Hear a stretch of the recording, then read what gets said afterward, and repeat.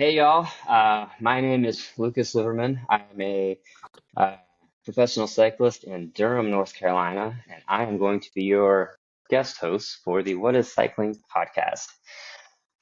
If you have been following the or listening to the What is Cycling podcast, you may remember me from an earlier episode when I was the one being asked the questions. This time, I'm going to be asking the questions.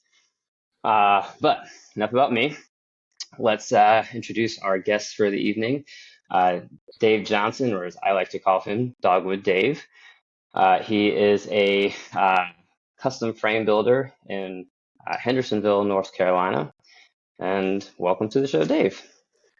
Thanks for having me. It's been great working with you for a long time, Lucas, and this should be fun. Yeah. All right, so let's get into it. Uh, First thing, do you consider yourself a frame builder or a frame fabricator?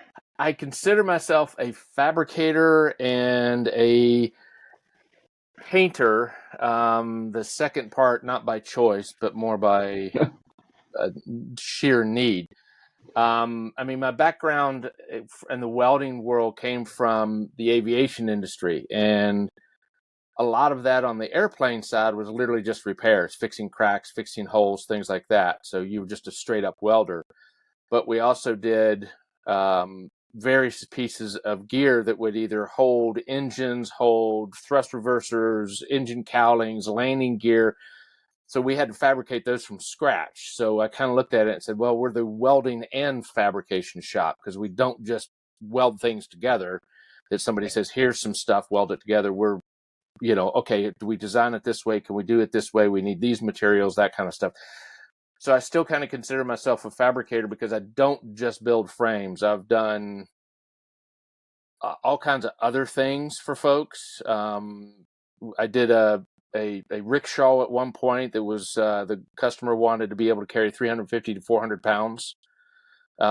He was in Virginia Beach, and his idea was he played rugby, so he wanted to get a workout. He wanted to make some money and meet some girls. I was like, well, Okay. dragging them around in a rickshaw is not a bad way to do it. So that was, those are kind of the criteria. There's nothing. The only thing a bicycle about it were the wheels and the brakes. The rest of it was just creative engineering. So at that point, I'm not really a frame builder. I'm more of a fabricator. So to answer your initial question, I'd say I'm a bicycle fabricator. Okay. So fabricator who specializes in building very nice bicycle frames. Yes, I Okay. can accept that.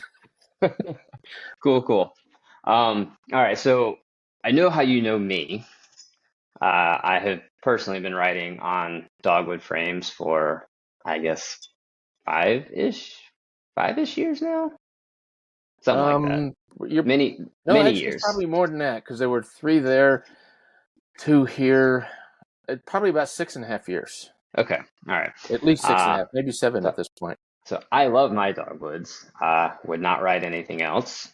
Um, how is it that you go about finding other writers? So, like for example, Dylan Lawson, who, by the way, gets just rave reviews and tons of compliments on his two-faced bike, Yeah, his track. I can't remember what he calls it. I named it Two-Face because it just made too much logical sense to me. Half Yeah, pink, half blue, line down the middle. I can't remember the. He calls it something else. Yeah, I can't quite remember. We can ask him later. It's Um, Two-Face. and so yeah, I mean, other than mine, of course, I think he gets the most compliments on his of all the bikes of yours that I've seen out in the world. But how do you go about finding, let's say like a rider like Dylan, to get on your bikes, to use them, to put them through the ropes, and just kind of get them out there and doing what they do? I guess it's a kind of a 2-part answer because a lot of times, one, working with you, I trust your value as to what somebody is and how well they're riding, what their dedication to the sport is, whether they have enough sense to understand what it means to be a sponsored rider.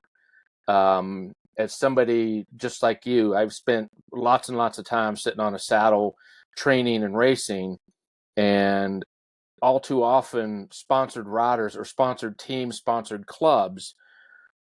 And I guess it's me being an official. I know the difference between a club and a team. That a team is Right. somebody that actually gets a paycheck. A club is a bunch of guys that happen to wear the same jersey and go to races. Right. And a lot of the guys in clubs think for some reason because they all have the same jersey on, they're entitled to all these perks.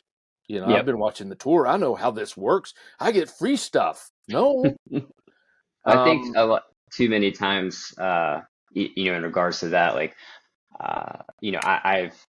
I've been doing this since I was 13 and been doing it professionally this is my 20th professional season now. But I think very often what you find is riders get too hung up in what is going to be done for them rather than what can I do for, you know, a team, a sponsor, whatever, to help kind of like make everything work better. yeah, I think there's a lot of riders that, and I don't know where it comes from. I never ever looked at it that way when I was racing. I guess you could look at it. I look at it this way. My last season genuinely racing, I did almost 40 races and I Mhm. had teammates in one race. Right. So there were almost 39 other races. I was the only dude in that kit. So Yeah. it was me. I was the one racing. I was the one doing all the work. I was to try to get my wins, to get my places on the podium. And it wasn't about a team. It wasn't about anything else. I just needed the jersey so that I could get a discount on entry fees. Hmm. And that's, I did everything I could to put information out there, but it's only me. I can't take that I'm going to show my age. I can't take my digital camera and sit it on a lamppost and tell it to take a picture every 2.5 minutes, and hopefully it Right. catches me. Right. Um, I didn't have teammates in the field. Nobody had GoPros. It was just me. So I could tell the sponsors what I was doing, or I could tell the heads of the team, but I didn't have this thing that said, ooh, give me goodies. And I didn't go into the shops that were sponsoring us and say, hey, can I have some free stuff?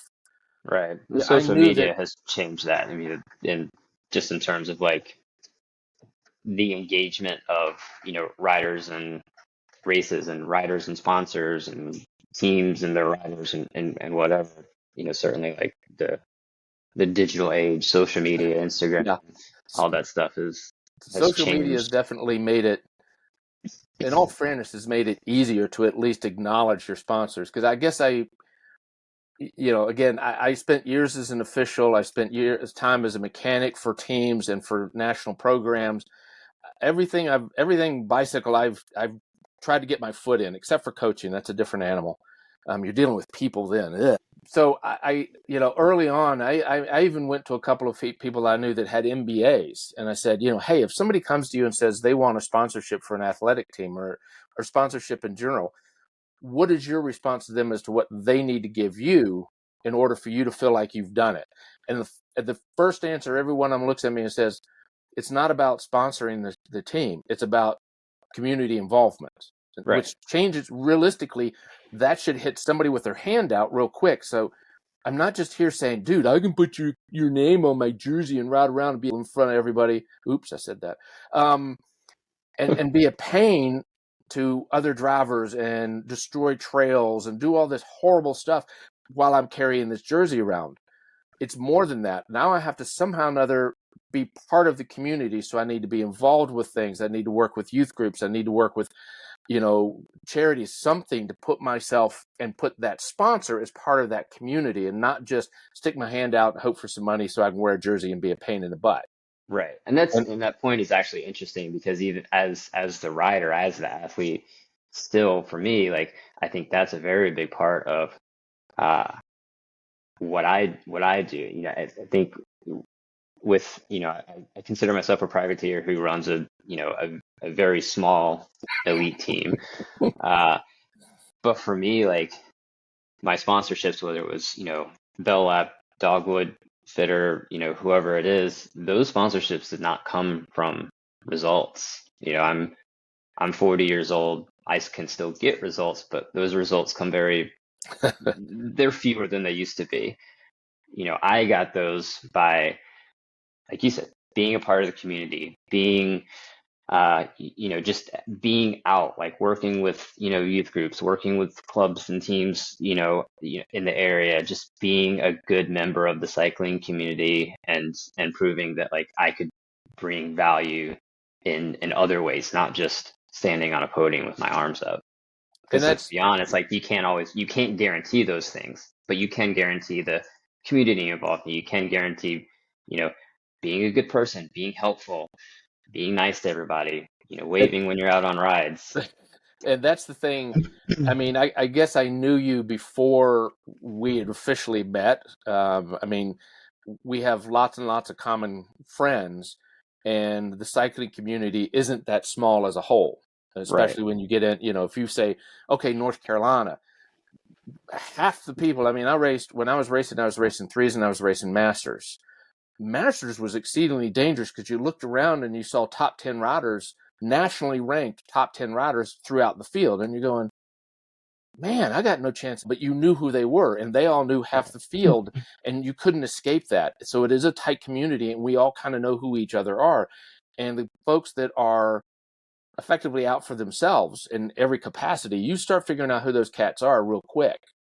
Right. And you start finding out who the good teammates are, because those are the guys that are usually doing well in the races, and they always seem to have sponsors, and they have nice kits and bikes, and you're like, man, what is that dude doing? Oh man, he's a nice guy. And it's opposed to that dude's just out for himself. Every win he Right. wins, he's on his own. His teammates are back there killing themselves, trying to shut things down, and he's rolling off the front, and nobody else wins. And his name is Ricky Bobby.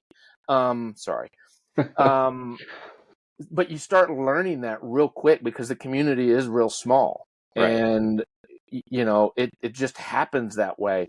And so I knew who you were, and luckily, circumstances, unpleasant circumstances happen, and I was like, maybe I ought to bug this guy and see what happens. And lo and behold, here we are, give or take 6 or 7 years later, and I still call you a friend, and I appreciate your input on stuff. I mean, it's as a builder, it's kind of a catch-22, because sometimes you put somebody on something brand new, and it's like giving them the keys to a brand new, a 1972 Ford Pinto. Yay! No, that's bad. They're still going to get excited because it's a free car. Well, yeah, it's free But car is a free car. right, it's a free car is a free car. But in reality, nobody wants a Pinto. True. So if you hand somebody a brand new bike and they're excited about it, it's theirs, everybody around them thinks it's great, they think it's great. But I put it under you, and you're going to tell me, dude, I need like 2 degrees more seat post angle. And the Right. stem, can we shave that head tube down a little bit on the next one, or can you do it on this one? And all of a sudden, I'm getting genuine feedback. So it's kind of Right. like Which putting we've done all these things yeah, working and together. exactly. We every time we've done something, there's always some tweaks. I mean, to highlight, not specifically, but to highlight your age, your body's changing. Right. You're not 20, 25, between 20 and 30, you can beat yourself up and nobody What are you cares. trying to say, Dave? Dude, I got 8 years on you, so I'm not going to go there. Um, but, having genuine feedback from somebody, I guess here's my best example of somebody that races and rides a lot. You know the name Kathleen Gleason. Yep. I'm name dropping. Um, I was riding with Kathleen at one point, and I knew I was coming up behind her. We were on 2 separate rides, and I was coming up behind her, and I kind of looked at her, and this is how easy it was to pick out Kathleen, because she has a funny twist to one leg. She's like really, really pigeon-toed on one foot, but the other one sits normal. So she's kind of going down the road with one foot straight ahead and one foot at a goofy angle. And I kind of looked at it and went, it's got to be Kathleen, hurry up, hurry up. And I catch up to Kathleen, and she's rolling along, and we start talking, and she says, yeah, and something's wrong with this bike. I'm like, what? It's like, I went on vacation, came back, and my husband did some stuff, and he put a completely new group on the bike, and it just doesn't fit right. What did he change? I don't know. A couple rides later, I finally, hey, Kathleen, did you get it figured out? And she's like, yeah, he put longer crank arms on my bike. Oh, I'm like, what do you geez. mean longer crank arms? How much longer? She said, well, I had Reservoir riding 170s, and he put 172 fives on the bike. Which if you're used to a certain thing, that matters. Right. It She matters had a lot. stacks and stacks of miles on 170s, and changing it by, that much, two and a But half millimeters. yeah, another good Was example that I just had is on the repaint for the mountain bike frame that you got me. Um, I've been running the Grupo that I had for it was 175 crank arm length. It was just an old Grupo, is what I had, so it got put on the bike. That's just what the initial build got done with. But this was back when 175 mil crank length came on every bike, whether it was a 13-inch frame or a 21-inch frame, because that was that was just the crank length you used. some of the small ones had shorter. And working with you and the fitters at Bell Lap with Josh and Hugo, like we got 100 to 170 millimeter cranks on it, which is what I run on all my other bikes, and bam, back buttons gone. Yeah, I had that. Just to go that direction with back problems, I changed. Coach had given me things. Coach put me on aluminum bikes, which I did begrudgingly. But I was trying to find places to shave weight, and I went from the saddle that I normally ride, which was a traditional full-size saddle, had full sides on it, no giant cutaways, nothing like that, to a much more lean, cut-down saddle. But the saddle had a slightly different shape, and it wasn't a flight, but it was like a flight. If you remember old flights, they had a tendency to kind of hammock in the middle. Well, being that this one had no sides on it, it had no real rigidity in the center of it. So it hammocked a little bit more. And all of a sudden, my right IT band is just screaming at me after 3 or 4 rides, to the point that I couldn't ride. I couldn't get on the bike and turn the pedals over because of the IT band was screaming. And I happened to be sitting in my apartment, and my bikes were stacked over against a wall. One bike had the new saddle, the rest of them had the other ones. Went over, measured it. It was a half a centimeter off. Which, again, if you're Yeah, used to a certain thing, it was, those little and changes matter. all I did was put it back where it belonged, set everything up, put it to the same number, and gave my IT band a day or two to kind of, relax and forgive me. Went out on a ride, zero issues. Yep. Zero. I mean, not like, well, yeah, it'll come back. It'll be a couple days and it'll come. No, immediately. Yep. I just gave it time to kind of relax and settle and jump back on. I was like, all right, back to training, man. Let's go hit it. And Mm-hmm. I'm just like, Yep. really? Two and a half, half a centimeter. Yeah. Holy crap. And Yeah. which is It basically matters. twice of what Kathleen was running into, which again, ain't much. And I Right. try to, and this is one of those things as a frame builder, it's trying to get people to give information to get that. And again, you're a great example of the ideal candidate. You know what you've got. I've got, this is how I'm built. This is what I like to ride. This is how I like to ride. I like the position a little bit this way or a little bit that way. Right. And those are those little intricacies that will allow me as the builder to tweak things to get it there, instead of just giving you, hey, here's one off the shelf, here, adjust this one to fit you. Instead, let's not make you fit the bike. Let's make the bike fit you. And Right. your knowledge of that, back to you being a pro and spending so much time on the bike, your body, how it fits. You've tweaked and played with your fit within, millimeters to get it where it's at. And I'm like, all right, this is cool. I just need to figure out how to get you into those three positions, Mm-hmm. because realistically, a bicycle has 3 contact points: pedals, saddle, handlebars. I just need to get those things where they need to be. I get to have the fun of how they get there. But I Right. still have to, I still have A, B, and C points. Hey, I'm going to do it a different way to get it there. What equipment are you going to use? What saddle? What seat post? What stem? All these kind of things. Okay, well, we can't do that because there's a limit of how much you've got to have here. We can do that because there's lots of freedom to do this. Right. And it's, having a pro is a good thing. And that's one of those things that I really enjoyed. It's made me work harder and learn more by working with somebody that knows their fit and knows their body that well. I have to work harder to give you what you're after, because you're going to know it. You're going to call Yeah. me out and say, dude, this doesn't work. Well, like I have said many times, as long as you will keep building dogwood frames, I will keep riding them. So, I'll be happy to do that.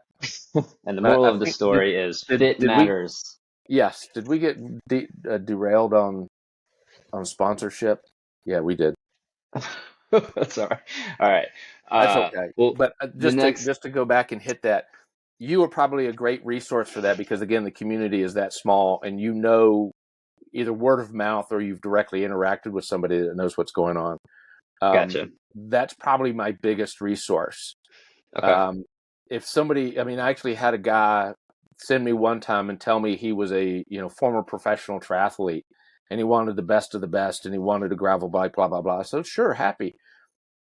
Did the whole workup, gave him a price quote on everything, and said, hey, $500 deposit, we'll start this thing.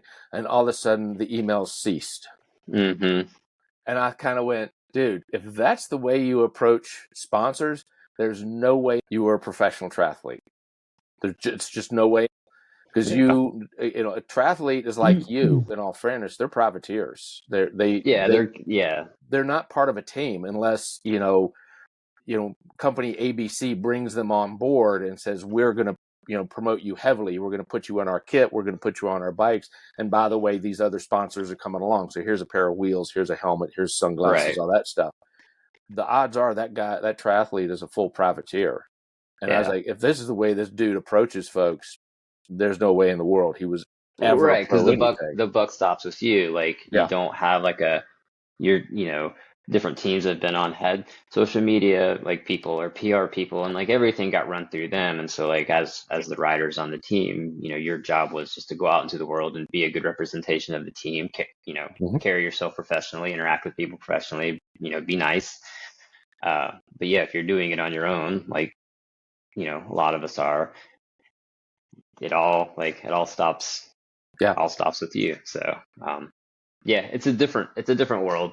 It's harder in some regards, easier in some regards, but it Yeah. is what it is. It's definitely a double-edged sword because that's the way I felt when I was racing the last few years. Is I think the last 3 or 4 years, pretty much I was a privateer. Hmm. I rarely did, if I saw somebody else at the races, I was like, who is that cat? What is that? I might see him in a different category or something, but I still didn't know who they were, which Right. annoyed me. Is like, even if it was another category, I should at least go on group rides with this guy. And they'd never show up for group rides. It was just really disorganized. And it was one of those things that did annoy me because I'm supposed to be part of a team, but yet I'm feeling very much as a privateer. And Yeah. For me, it was a weird switch because, so much of once I switched from being primarily on the mountain bike to primarily road racing and crit racing, um, yeah, I was a workhorse. Like I wasn't riding for me, and the team wasn't riding for me. I was the guy riding for everyone else. If bottles needed to be gotten, I went and got them. If a brake needed to be brought back, I went to the front, helped bring the brake back.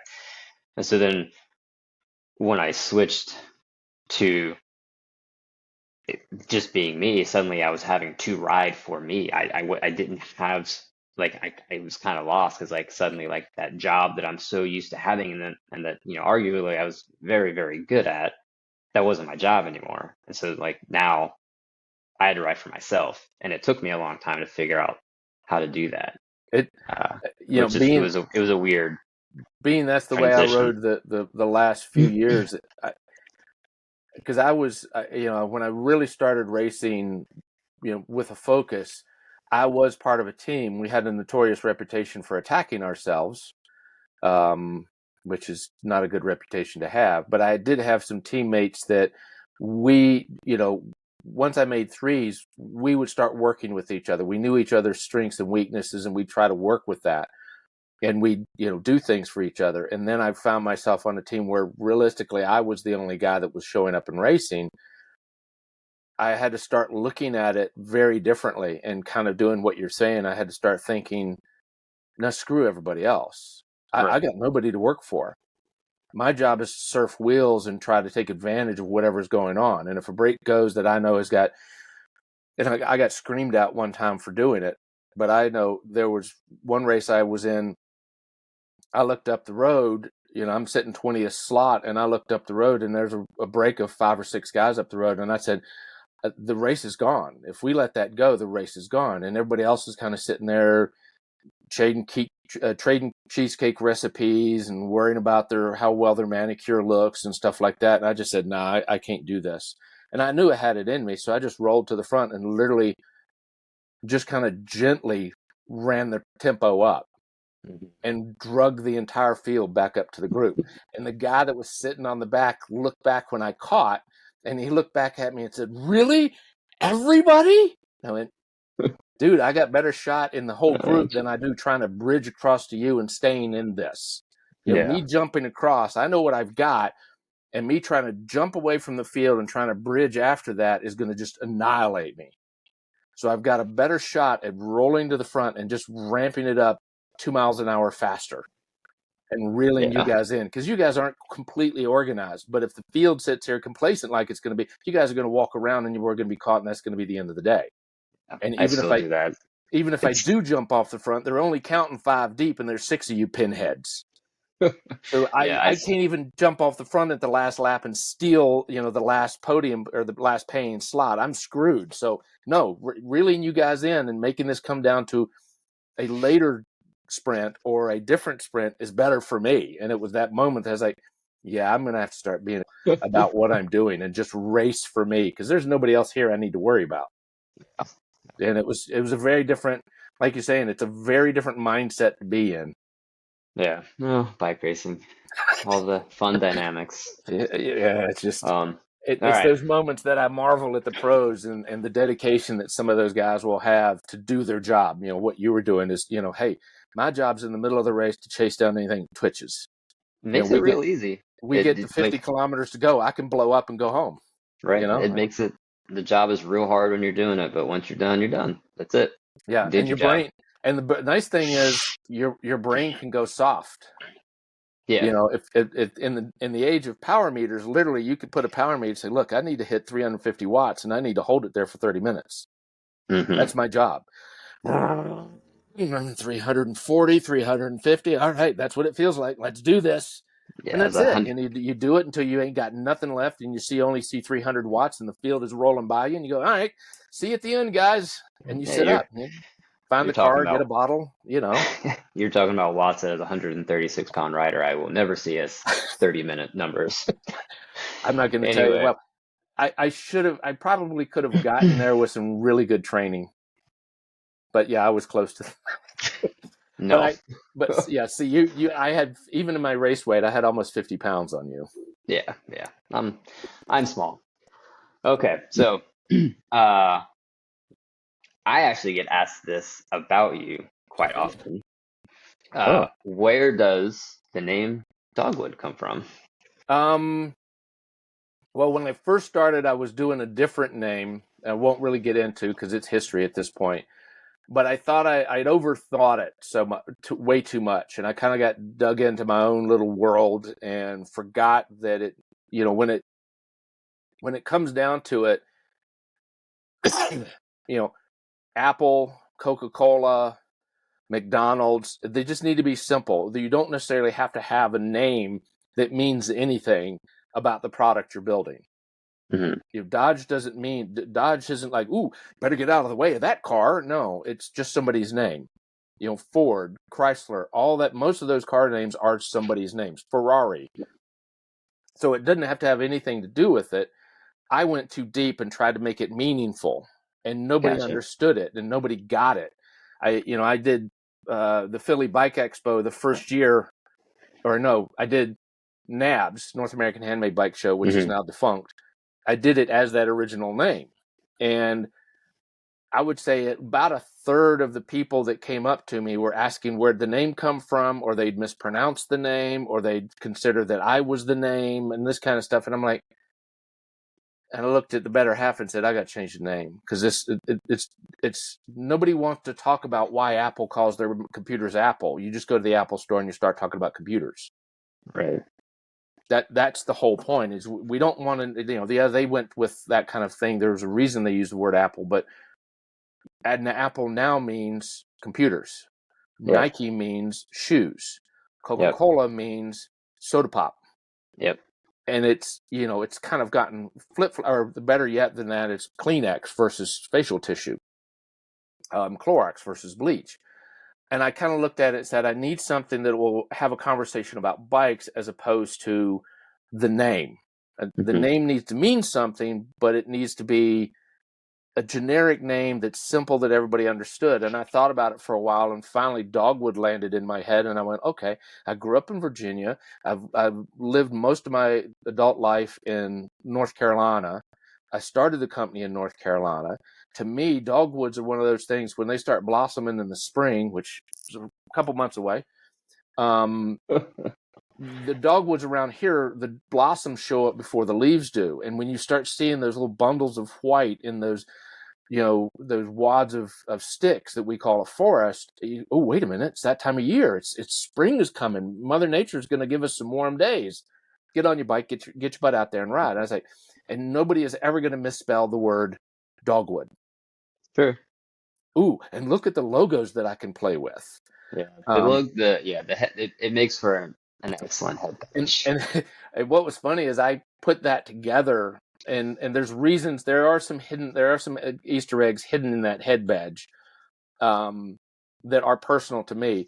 But a friend of mine lived up here because I came up with the name when I was in Greensboro, and a friend of mine lived up here in Asheville, and he sent me a picture of there's a cinema up here called I don't remember. It's not Dogwood specifically. Plus, there's the healthcare company Mission up here. Hmm. Mission is a a red cross symbol with a dogwood blossom imposed over top of it. And there's a Oh, okay. cinema up here with a dogwood blossom, and it's got a bigger box around it. I mean, once you put dogwood on something, most people are going to put that blossom in there somewhere. So it's Yeah. hard to get around the blossom part of it.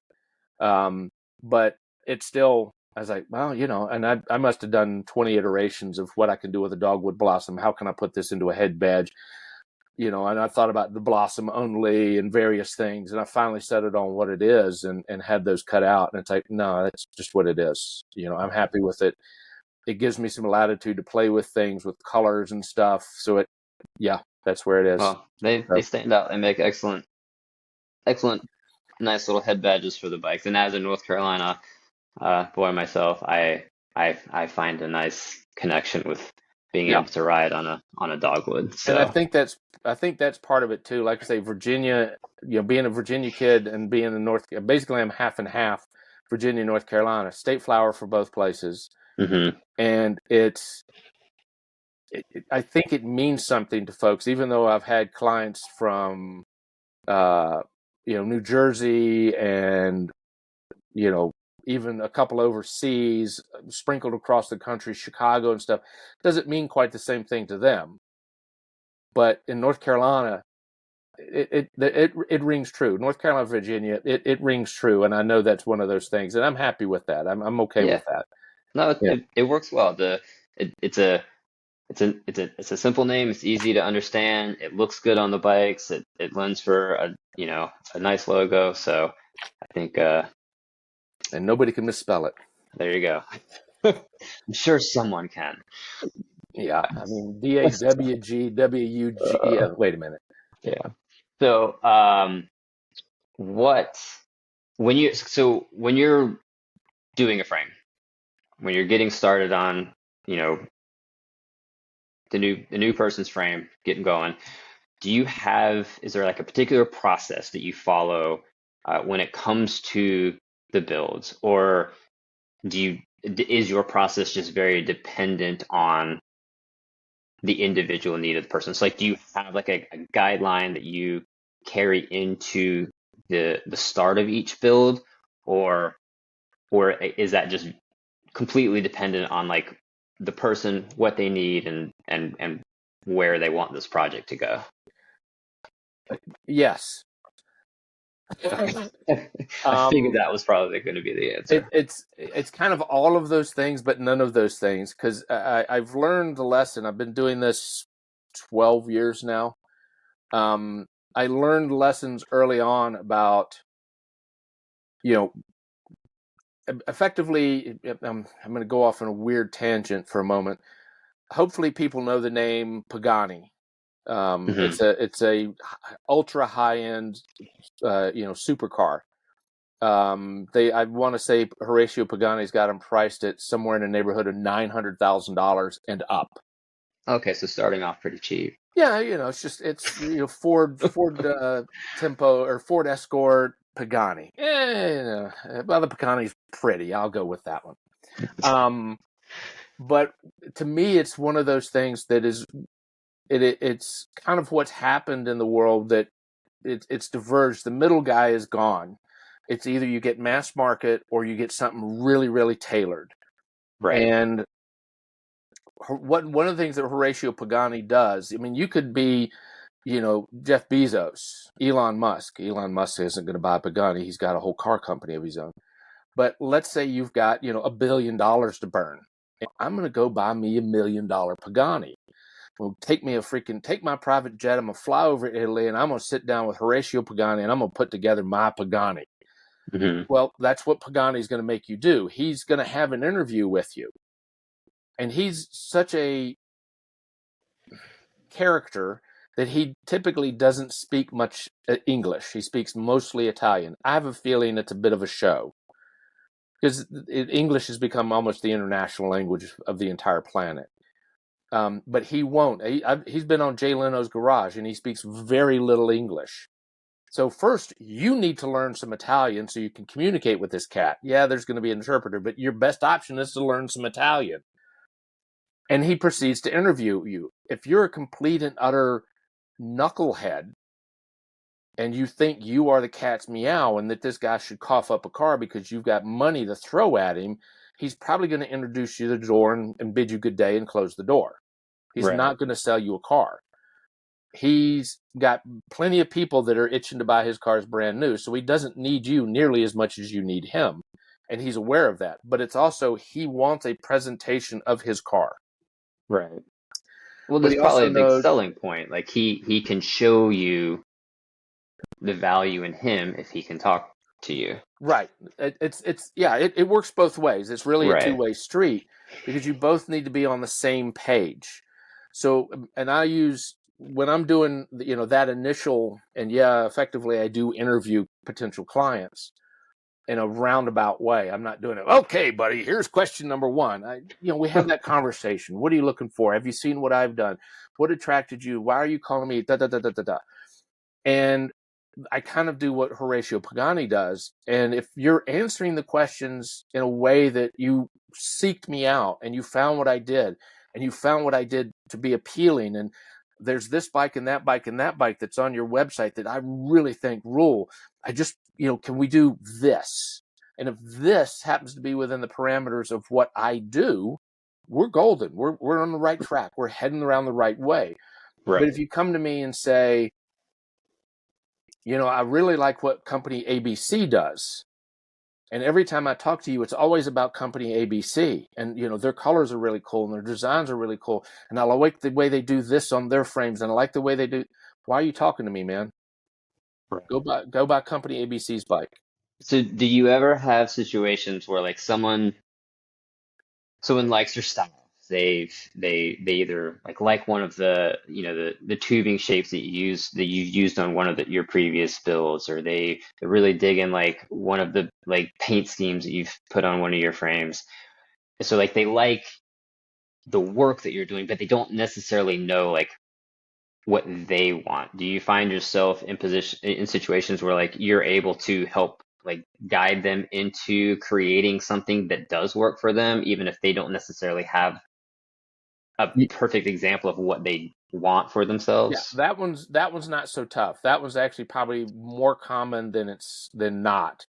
Um, and I sometimes, I guess one way of looking at it is there's realistically three reasons to buy a custom bike. Hmm. AKA, you are a prime example. You're built funny or built differently. Yep. Yep. Got Don't want weird to say, weird shaped legs. yeah, and or a friend of mine down in Augusta, Georgia, who builds. He's got a short torso, long arms, and long legs, so it really makes for a kind of a strangely built frame. And the reason he started building was because nobody built a frame that would fit him. He Right. had to really, really twist things to get things to fit reasonably well, and then they still didn't fit him real well. So he said, screw this, how do I build a frame, and can I build one for myself?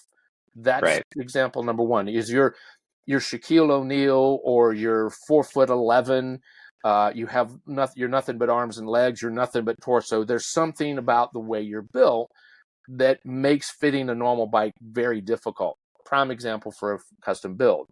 The next one would be, what are you going to use it for? Well, I'm going to ride around the world on a touring bike unsupported. You're going to do what? Yeah, I want to ride around the world, and I'm going to do it. And, I'm going to be Jenny Graham. If you watch GCN, she's the one that ran around the world unsupported in 124 days. Whew. Yes, she was riding steel. Nice. Because steel is real. Well, it's durable. It's going to take the abuse, because if you dent steel, it takes the dent. Steel doesn't get bothered by a dent. Right. Aluminum, it starts causing stress risers. Titanium, it'll start causing stress risers. Carbon, let's not talk about that. So steel will take the dent, and you can continue riding it. It doesn't bother it. Yes, it rusts, but you have to do a whole lot to it in 124 days to get it to rust through. Right. But if you are going through the North Africa and you fall over and you clang it into something, you pick it up, you jump back on it, and go. I mean, that was one of the very reasons why working with you and becoming a full steel racer was so appealing to me. I think just before you and I got linked up, I went through 2 carbon frames in one season. And this was I was riding on teams, and like you get new bikes, but it's like I don't feel like having to rehang components on a new frame every 2 weeks because somebody put me into the barrier and the crit, and like now my frame's 3 pieces. And worse yet, I mean, I as an official, I had to do this a couple times because of mechanicals. But there's nothing like looking at your bike, wanting to run over and grab it, run to the pit so you can get your free. Oh, wait a minute, my bike's in 2 pieces. Yep. Steel frame, at least a steel tire, aluminum frame, you could probably pick it up and finish the race. Now, it may fail by the end of the season, but you could at least finish the race. You whack a carbon frame enough, and you had the lightest bike in the field, but now you have 2 light bikes. Yeah.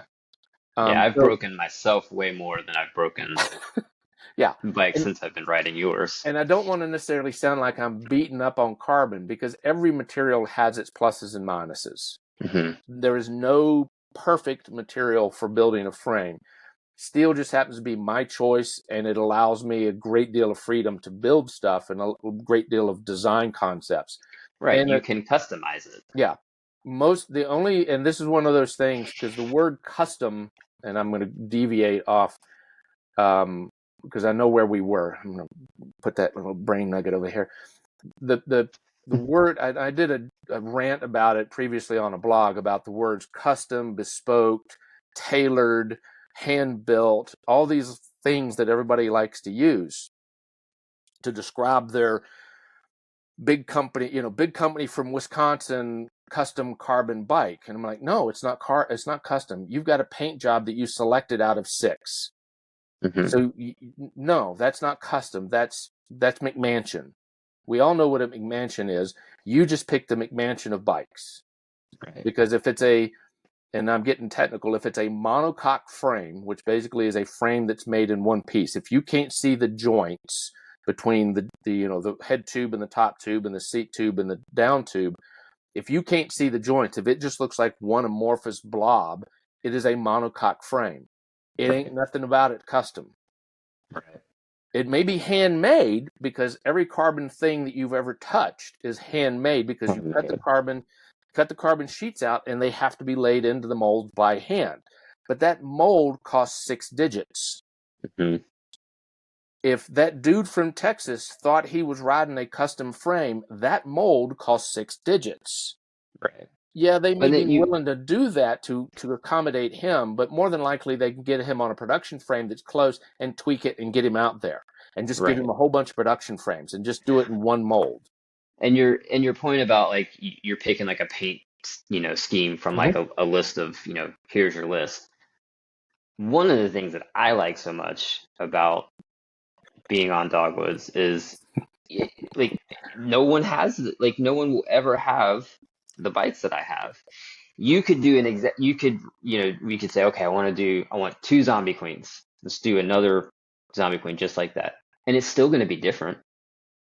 Oh yeah, it's going Paint to be like different. it's I right. mean, Like it's it's not like so I you sit were. down. It's just they are truly one of a kind. It's one of those why in my Instagram I will use a bunch of those. I will use artisan, I will use by hand, bespoke, custom, all those, because it's really all of those words. Because if somebody say they got a custom made suit, most people immediately accept the fact that that's not off the rack and then it was tweaked to fit them. Right. No, that's some dude who put little white chalk marks all over you, and you're standing on a pedestal, and some guy's feeling you up because he's trying to make your inseam right, and that kind of stuff. That we all seen that in the movies. That is a custom made suit, and it's Mm-hmm. going to cost you $5,000 at least. Right. Yeah. Well, that to me is where steel, titanium, and aluminum could all go that direction. For the most part, carbon has a difficult time going that way. There are a couple of builders that do full custom carbon frames, but they're what's called tube to tube construction. So it looks Right. like a lugged steel frame, it just made out of carbon. So Carbon. they Yeah. can play with the angles and the dimensions and things to get it to be dead on to a Lucas Livermon who's got short thighs and he wants his handlebars a little bit lower and he wants this position. Well, we can do that. That Right. company from Wisconsin can't do that Yeah. because Yeah. there's a 6-digit mold that they have to make to accommodate that frame. So Correct. to me that's the perk with steel is where do you want to go with it? There are limits. There are some hard limits that are difficult to fight with, but for the most part, there's a lot of really wide variety of things you can play with to get a steel frame to go because steel is such a malleable material. It's an easily moved material. Um, other things like aluminum, you're starting to get into. Do you have hydroforming or pneumatic forming to where you can change the shapes of those tubes? Titanium, hell, moving titanium is a royal pain. It has a whole Right. lot of memory. So, and then the cleaning of it and keeping it clean. It's just steel becomes that very simple material to work with and allows you a lot of latitude. So this is so this whole part of the conversation kind of plays into like another question I wanted to ask you, which is, and we've kind of already answered some of this, I think. What you say to someone who's trying to weigh the yeses and nos compared, when they're trying to decide, do I want to go the direction of a custom built frame versus something you can just buy off the shelf? Like what do you say to those people who are having a hard time justifying quotes a custom build? That's part of that interview. Usually what I will do is just try to have a conversation and see where they're going. And they'll give you those details. This is why I really want custom. All the guys on my ride all have, really cool, expensive bikes, and I want something completely different that nobody's got, and that's custom. All right. Right. Yeah, that So is an acceptable answer. so do you think they end up answering their own questions Most for of the time, like they may their own, not, they may not be, completely aware that I'm answering my own question with this. But if I don't want to play like I'm doing a psychotherapist. Tell me about your day. It's how are you going to use it? Where what does your current bike not do? What does your current bike do? Give me the pros and cons of what your current inventory of bikes are and why you like them and why you don't like them. Well, we can dial that in. I really, I'm just tired of all these kind of bland, stupid looking paint jobs. Okay, well, that can be dialed in too. Are you checking the boxes that put you in that world to say custom is the answer to your question? right, And if most of them, realistically, by the time I get them, and they're itching to throw money at me, and I'll say this, to whoever might look at it. Oh, I want custom. I'm going to throw him some money. Mm-mm. We're going to have the conversation first. right, We may trade 20 or 30 emails before I say, okay, send me some money. right. Because in all fairness, the words need to be said to, I want a dogwood. I've seen, I saw Lucas racing and man, I love that zombie queen, but can we do it in slightly different colors? Which if you Hmm. remember is exactly what you said to me, because I did another one that Yeah. was blue and pink, or green Yeah. and pink. And you went, dude, I Right. love that idea, but can we do it a different color? Yep. And I Oh went, yeah, I remember. and you said purple, and I went, shit. How am I going to get that to work? Because purple is one of those colors. It's a dark color, and it's a difficult color to. Its only happy friend is yellow. Well, I think we had even talked about how the uh the Zombie Queen paint was one of the darker colored, like darker schemes Mm-hmm. that you had done thus But far. it was the way it became the Zombie Queen. In all fairness, because I think you wanted purple and bright and noisy, and I was just like, Yeah. purple Well, is because just you actually asked me if I was I don't know if you remember, you asked me if I was a fan of horror movies, and I yes, said, well, matter of fact, yes, I am. Halloween is my favorite holiday. I love horror films. Cyclocross takes place primarily in the fall, winter. So this is kind of perfect. yep. Uh, The reason I asked that was because when I started playing with the purple, I'd started stewing in my head, and it's one of those things that you kind of giving me that license. I want it purple. Do something purple. Go with it. Ooh.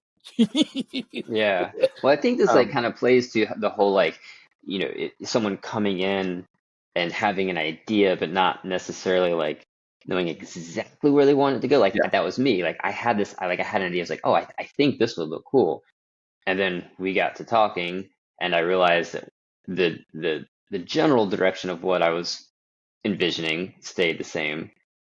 But then we had the conversations, and it got tweaked, and ended up with something even cooler and better, and more perfect for me than I had even originally like seen the bike turning into. So It became, and it was one of those that's that thing that um I find the people that really have chosen me, that's one of the things, almost what they'll say is, I want purple.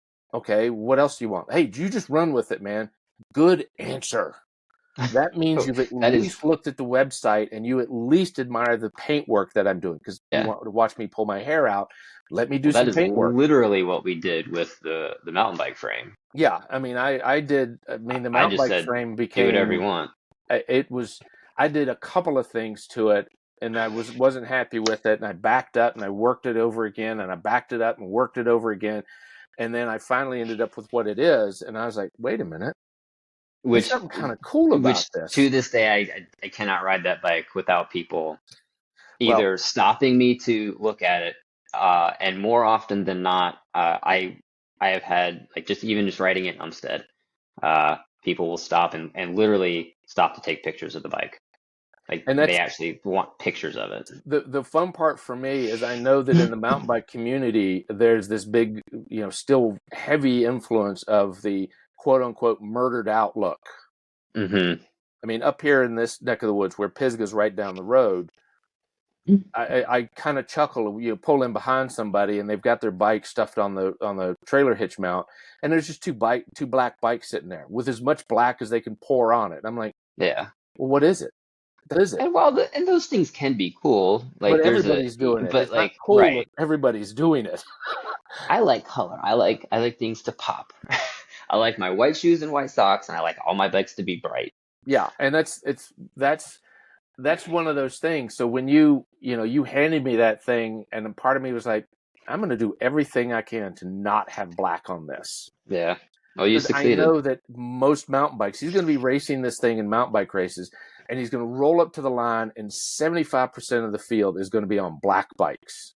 Well, between it not being the same color as everybody else's bike and being the probably the only hardtail on most of the start lines I'll have it on, it gets a lot of attention. Yeah, yeah, So, So it's um, that's so for me, the paint thing, if somebody says something like that about the paint, dude, I'm gonna give you permission to do whatever you want. And some of them will say, do whatever you want, and I'm like, be careful, because that can be dangerous for both of us, because I may do something that I think is just sweet, and you look at it and go, green? Why green? I yeah, hate green. You didn't say no green. So that's that's yep, your yep. fault. That kind of thing. So I usually want them to at least give me a color. I want Yeah. orange. I want pink. I want, neon blue. All right. Can I run with it? Yeah, do whatever you want to. Okay, and I'm Yeah. off. Because I don't want So, to give somebody a color that they absolutely hate. right. Yeah. True. Because then they won't like it. Right. Then they won't like it. They won't ride it. They won't, So, nobody will see it. They won't talk about it. They won't smile when they get on it. They won't want to get on it. I want to give them something I mean, I've done it a couple times and I still, my own disbelief, it's the, self-deprecating artist in me. Somebody says, dude, I love riding it. Rides beautiful. I get so many compliments on it. And great, continue riding it. In the back of my head, I'm going, he's such a liar. You know, yeah. I Well, think I can honestly tell you that it doesn't matter which of my bikes I'm pulling off a wall, I still feel like a kid in a candy shop, both in how the bikes look, how they ride, how they feel under me, how they handle, respond to whatever I'm putting them through. I still just genuinely smile when I get on any one of the bikes that you've done for that's me. that's Doesn't matter which one. So, that's really my goal. I mean, in the end, that is my biggest goal. And if somebody tells me that, I'm still not sure where to put that in the inventory of, is this reality or is this just somebody shining me on? Because again, it's my own internal, and some people give me grief for it, but I went through art school, and artists have a tendency to be a certain level of self-deprecating. I guess we're like stand-up comedians. All stand-up comedians are doing is really, oral therapy in a mass environment. right, They're telling you all their demons and all the things wrong with them and everything. They're just disguising it with humor. And right. when I was in art school, most of us were going around half depressed and hating ourselves. Anything we did, we hated and thought was crap. Everybody else's stuff was always better. Best kid in the class that everybody could look at and say, that's Johnny over there. He's the best one in the class doing this stuff. And you go over to Johnny, and Johnny would immediately point at somebody else. Hmm. There's no way I'm doing it right.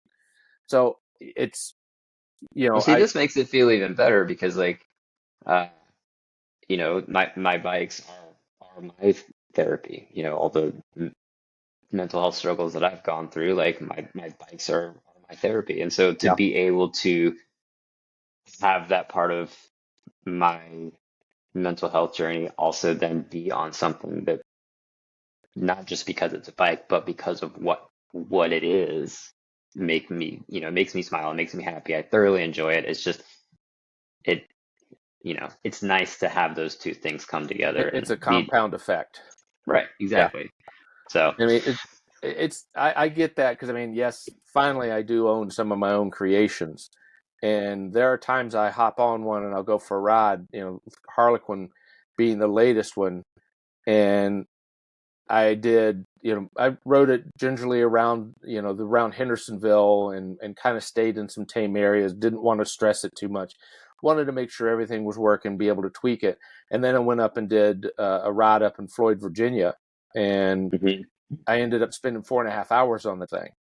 I didn't anticipate that long, but some of the climbs were nastier, and my fitness was pretty much it was at ground zero. It was useless. I had no fitness whatsoever. So every time the road went up, I went backwards. Gotcha.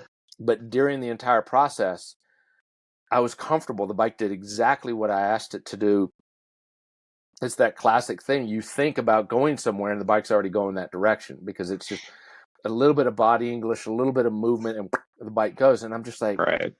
I And I make this think that thing. says a lot about what you do and the effort that you put into your bikes and the that you genuinely want the bikes to be everything that they should be for whoever you're building. Because I know, like, when I'm doing something, whether it's like training or I'm fixing something on my bike or when I'm decorating a Christmas tree, like if I'm doing it, I'm so much more picky about the end result because it was me that was doing it. If someone else was doing it, I would say, oh, that looks great. But then if I'm doing it, I'm going to nitpick everything. I'm going to find every little thing that's wrong with it. I'm going to feel every little thing that it didn't give me. I'm just so much harder on the stuff that I'm. So, like, the fact that you can go out and ride your own bikes and get that same joyful feeling that so many of us have gotten from writing your frames, to me means that the work that you're doing I, is I got as something good right as the somewhere rest of us along the think that line. it is.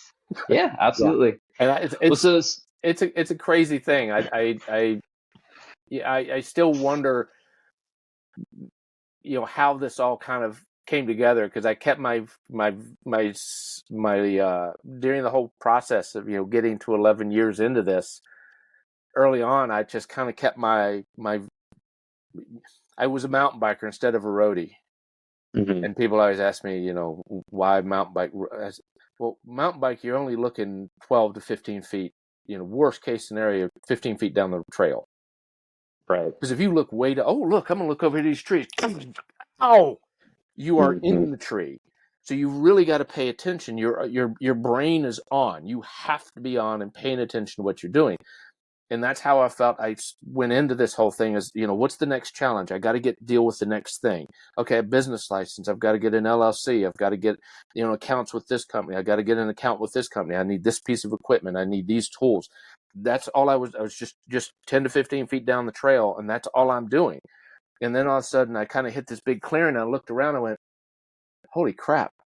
I'm at the Philly Bike Expo and people are talking to me about stuff. Yeah. And oh, wow. You know, Craig Calfee's right over there, and there's Bishop and Brian Chat. Holy crap, man! And Hmm. it's this realization of I made it. Yeah. I, I still don't feel I'm in that level. And a couple of years later, finally, guys that I admire are coming to me and say, "Dude, like that thing you did with that thing you did and that thing you did." I'm like, Yeah. Well, there you go. wow. Deep breath, guy. Take a deep breath, man. So it's I just tried to stay on the next task and just try to assimilate all that information and keep it Right. with me so that I could get there. And I guess I've in a roundabout way I've pulled it off Yeah. of feeling relatively incompetent most of the time, but somehow or another collecting enough information to pull all those pieces together to make it work. And Yeah. it's that moment when people look at me and say, I'd like to learn how to build frames. It must be great building frames. No, it's not. It's if you want to lose money, I mean, there's an old joke in the bike industry. If you want to make $1 million in the bike industry, start with $2 million. Yeah. And no, you're not making $1 million out of $2 million. You're losing a Yeah. $1 million. Yeah. It is not. If it was a profit center and everybody was making money in it, Elon Musk would have a bicycle company. Jeff Bezos would have a bicycle company. Right. Neither one of them do. So speaking of that, that actually kind of like segues nicely into something else I was going to ask you. When it comes to the the changing tide of things with like technological advances in cycling and new trends picking up steam, I, as a custom frame builder, what challenges has that created, and like how are you approaching that? Um, the upside is let me put it this way. The easiest way to put it is every frame that a custom builder builds, whether it be Carl Strong building titanium, Rob English building really unique steel bikes, me doing fillet brazed, Casey at Mars doing unfiled fillet brazed, whatever everybody's style is. The thing, because every frame we build effectively is a prototype. So we're Hmm. not, this is the one I'm building, and now I'm going to send these things down to the factory and get 10,000 of them made. No, the next one's going to be different. And the one after Right. that's going to be different. Every one of them is changing. So each one effectively becomes a prototype. Well, the great part of that is the upside with that is I can make changes to each and every one to suit whatever somebody wants.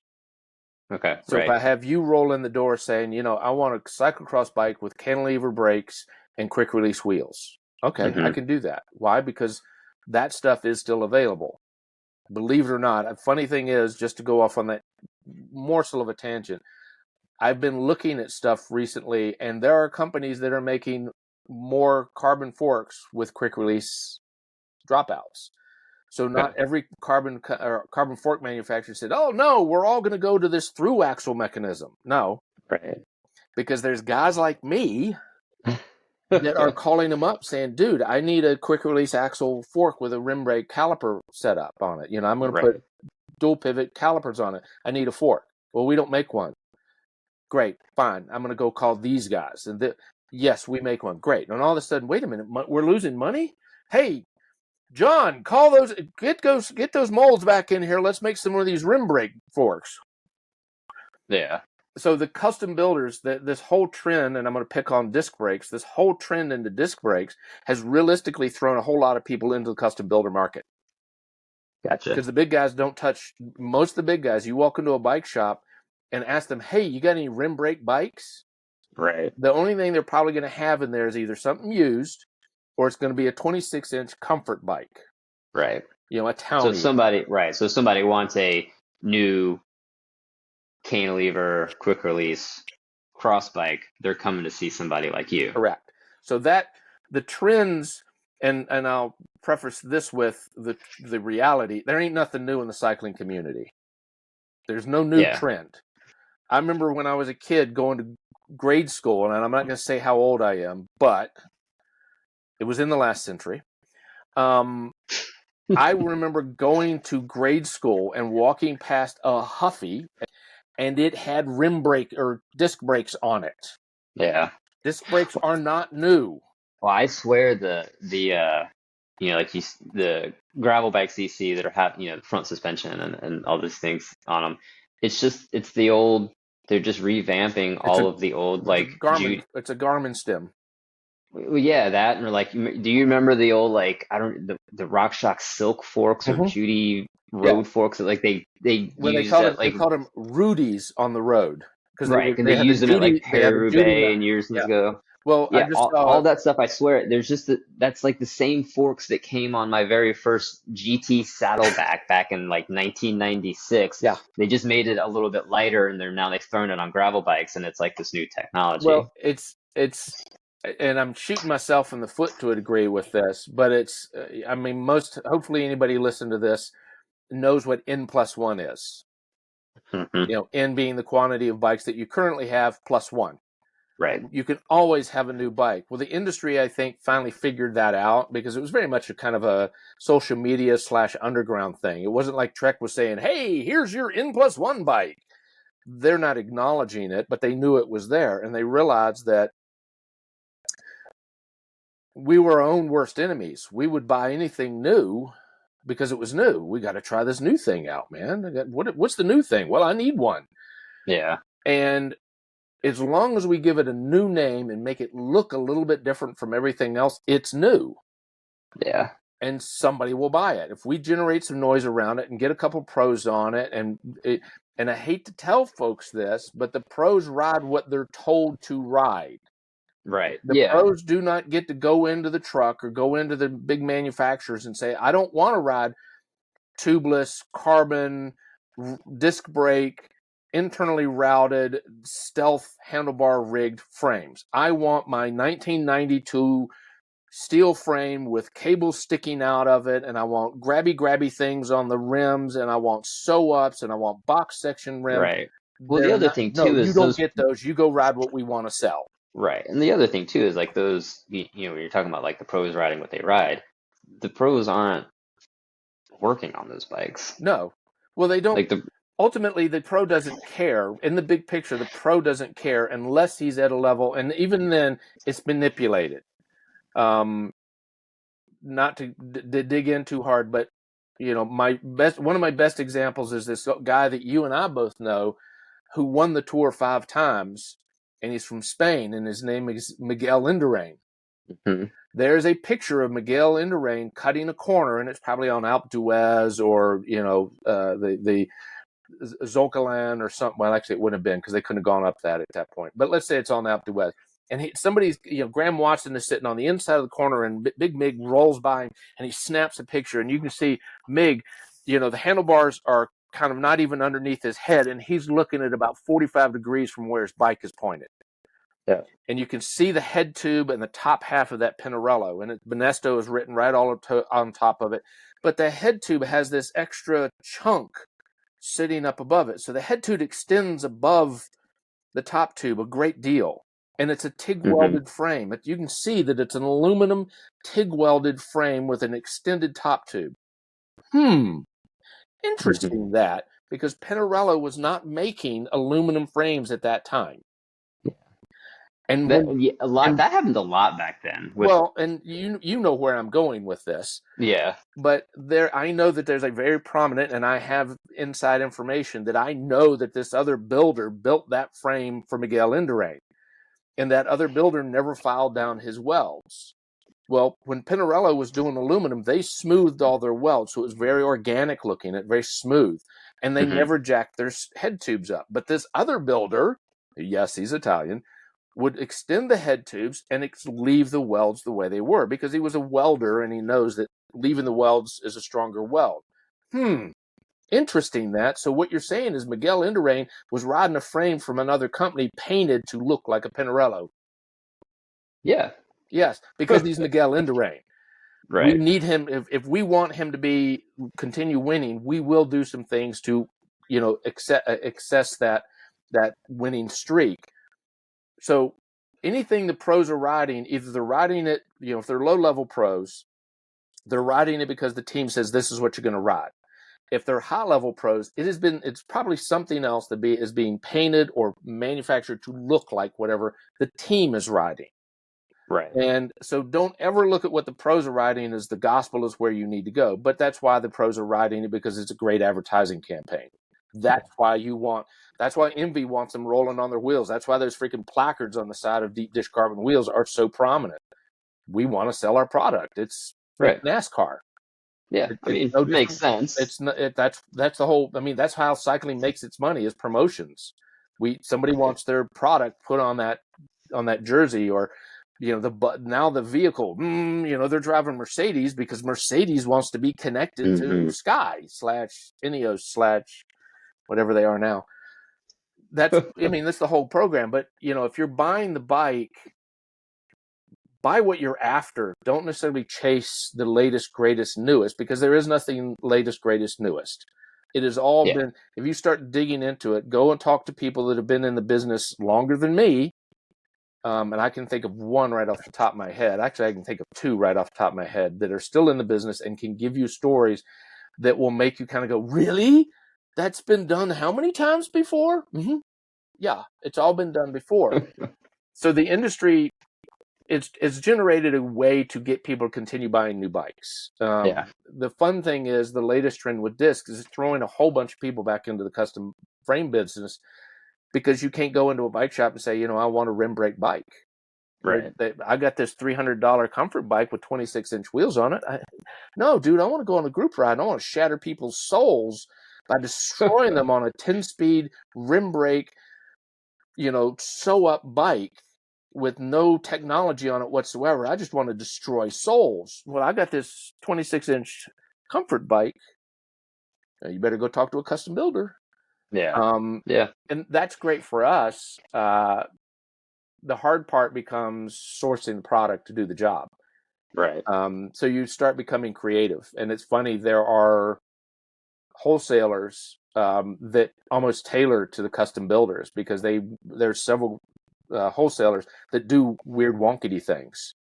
Right. And you can almost look at it and go, this guy's going to a custom builder. I mean, I know one that's out in California, is in the San Francisco Bay Area, that was at the Philly Bike Expo the last time. I'm like, Hmm. you traveled the entire country to come to the Philly Bike Expo? And he's like, That's yeah. that's where his I mean, people are. it's like 90% of the builders in here are customers, Yeah. because they do all the weird stuff. Right. And I'm Yeah. like, I mean, it that's makes sense. it. It's funny that the industry, effectively the industry is leaving a lot of money on the table, because they've just said, we're going all in with this idea. Yeah. And, just to prove my point, 26-inch wheeled mountain bikes. Oh, wait a minute, 29-inch wheeled mountain bikes. No. 27.5-inch wheeled mountain bikes. What's next? Oh, that's right. 750B gravel tires Hmm. and wheels. Really? It's, N+1. That's really where it comes in. It becomes Right. N+1. So if we can keep people chasing the next idea, I don't know how many times I've had clients say this horrible stack of words but I want to future-proof my frame. Yeah, I don't even know what that What's your means. what's your crystal ball telling you? Because I have no idea where it's going to go. I would have never Yeah. guessed 750B. I would have never guessed a universal derail UDH from SRAM. I would have never thought about those. Oh, yeah, yeah, And my answer to most of them is, you're not going to like me, but I'm going to tell you to go back about 10 or 15 years and pick that. yeah. Go back to, let's see, a 1 1/8 steer tube with a 1 1/8 headset, cantilever brakes, probably if you're doing a road bike 10 speed, if you're doing a mountain bike 8 or 9 speed with a triple. Get rid of that tubeless crap. Just go back to inner tubes, because everybody's got inner tubes. There's thousands and thousands of bikes out there with inner tubes, thousands of bikes with, or millions of bikes with inner tubes, hundreds of thousands of bikes with 1 1/8 headsets, hundreds of thousands of bikes with cantilever brakes on them. That's your future proof. It's back it up 10, 15, 20 years. That's still there. It's still available. Go into any bike shop and say, hey, I need an inner tube for a 26 by 195 tire. Oh, yeah, I got one. Great. Yeah. Well, I need a 750B tire. You need a what? It's WT. Hang on. Well, now you're having fun, aren't you? But I got the latest, coolest. So the Nice. future proofing is backing it up so that you know that's an established thing that's always been there. I have no idea where it's going. The bike industry, the neat thing and the horrible thing with the bike industry, it is so small that it can change directions literally that fast. Oh, yeah. I mean, yeah, it changes directions in a hurry. Yeah, I mean, the Now, automotive industry, the easy comparison, automotive industry, the car you're looking at on the deal, the brand new model, blah, blah, blah, blah, blah, is somewhere in the neighborhood of 5 to 7 years in development. So yeah, whatever was hot 5 years ago, that's what they're putting out. The right. bike industry, I would say, is probably 6 months to 9 months. Yeah, it's Yeah. fast. So inside of a calendar year, they can change everything and all of a sudden dump whatever you just bought. And your Yeah, computer, as soon as you got it home, needed an update. right. Yeah, it's I, kind I of just crazy. I just bought the thing. Why do I have to update something? And that's kind of one of those things. It's the cool part of the bike industry because, and I could pick on that particular affectation because I built a bike for a guy that was full Di2, so brand new out of the box Di2.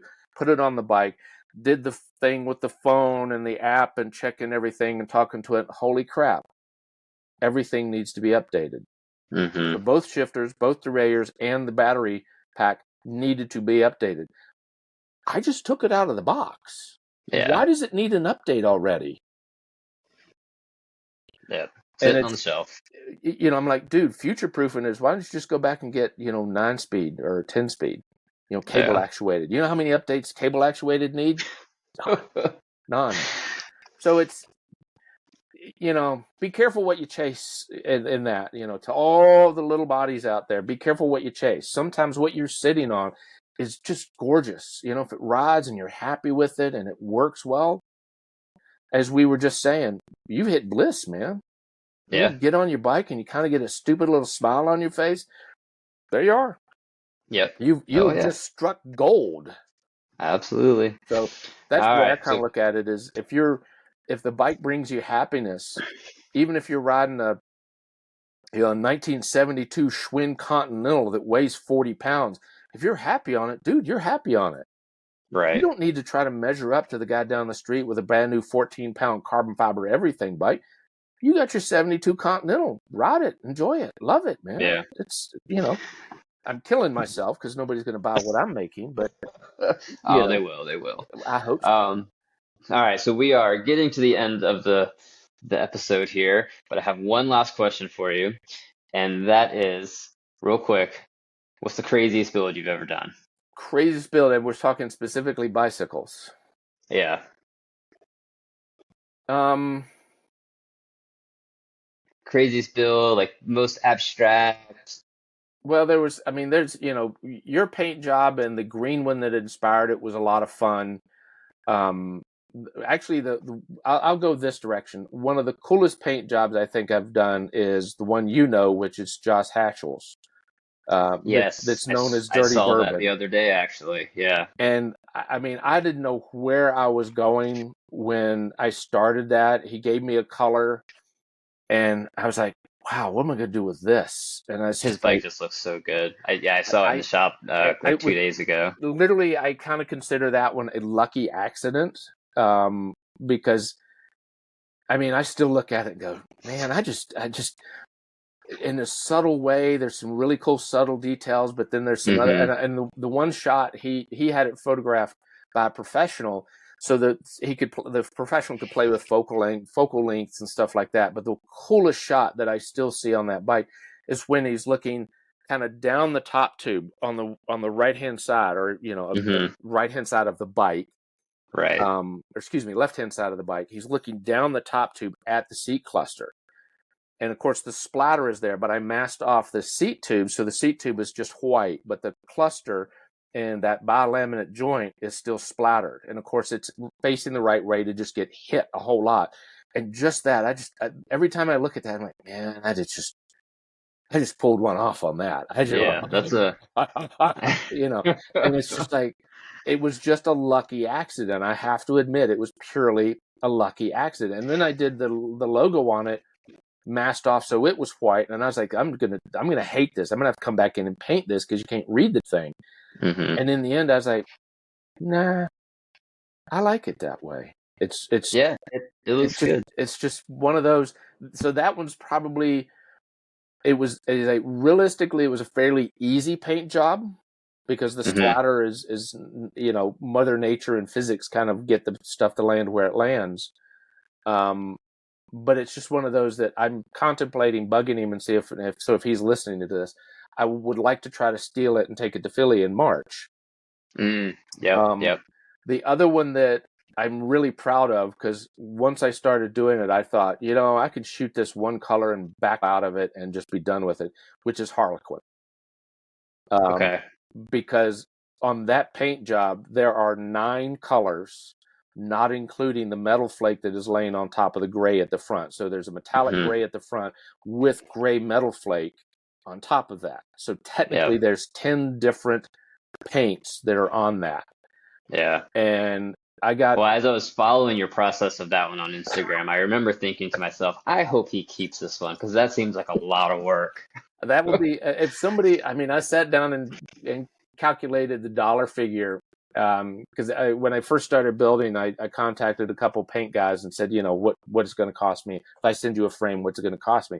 And they basically said that, what you see on the website is what we charge. Doesn't matter whether you're a Gotcha. frame builder. You'd have to send me a bunch of frames to get me to start discounting stuff. So if you've been in the business long enough and you've run 100 frames through this guy's hands, he might cut you a break. I did the calculations, and I think I ended up with somewhere in the neighborhood of about $1,500 for that paint job. Oof. If I would have Jeez. sent it to him and said, "This is what I want you to do," it would have Hmm. been, roughly speaking, comfortably $1,500. Wow. And just Well, you. he does that, or he did that because he's now no longer painting. Because I saw him do if you remember, the old Mape Colnagos, Yep. where they had the curvy sweeps and the cubes all over them. Oh yeah. He did one, Classic. because those were decals. A lot of those were decals, or portions of them were decal, and then there were other parts of it where it was just literally Fisket paper. So they basically lay a stencil on it, spray it, next stencil, spray R- it, next stencil, spray it. Right. So you started looking at them, and they weren't that fine detail. He did one of those. Somebody sent him a Colnago and said, I want it painted in the Mape paint job. So he masked everything off, and he's showing in his Instagram all this masking coming off and stuff. I'm like, what did Oh, that thing cost? Because he jeez. charged for the masking, he charged for the colors. Each color was an additional cost. Masking became an additional cost. If he laid um, decals on, there was a cost for decals. And I'm just like, somebody dropped like $2,500 just in the paint job. I Right. hope that frame's in good shape. Jeez. Yeah. So Wow. I started looking at Harlequin. I'm like, I've got like 1,500 realistically, charging somebody walking through the door somewhere between $1,500, $2,000 for that paint job. I better not scratch this thing. And it's just one of Nice. those. It was, if I mean, I thought about it in my head and how I was going to lay it out and how I was going to get it to work, and it went about halfway right. I had to go back in and fix a whole lot of the stuff and where they overlapped, and because it's calculating that pattern goes all the way around the tube. Right. So you've got to calculate the circumference of the tube per the size of the diamonds Yeah. to So, get them to land and hit at the bottom. mhm. It's not just taking a piece of tape and wrapping it around a cylinder and get it to land in the right space. You have to pull it out, measure the cylinder, measure the tape, cut the tape, and then lay it on there and get them to land. Yeah. What? I got to recut all the vinyl and all the masking and start, all You of a mean it sudden, wasn't a 2-hour paint job? no, it was, I think it ended up being just the diamonds on it. I think ended up being like 3 days. Oh, wow. Jeez. Yikes. All right. So Well, tell if someone wants to get in touch with you, where do they find you? the best place to start, because there's lots of information and lots of pictures. I'm one of those that believes pictures worth 1,000 words. The best place is dogwoodcycleworx.com, the website. So Okay. it's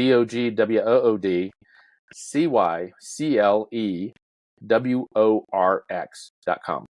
And Okay. there's emails there, there's phone number on there, lots of galleries. It gives you an idea what something might cost, a Okay. little bit about me, that kind of stuff. So that's the best place to start. You can always look it up if they follow you, or they could always send you a direct note on Instagram. They could send the What's Cycling podcast. Yep. There's, social media is an easy way to connect to it, because most of them So I've got a link to. tell everybody what your Instagram handle is? Dogwood_Cycleworx. Okay. Cool. My account got hacked, about a year ago? Yeah.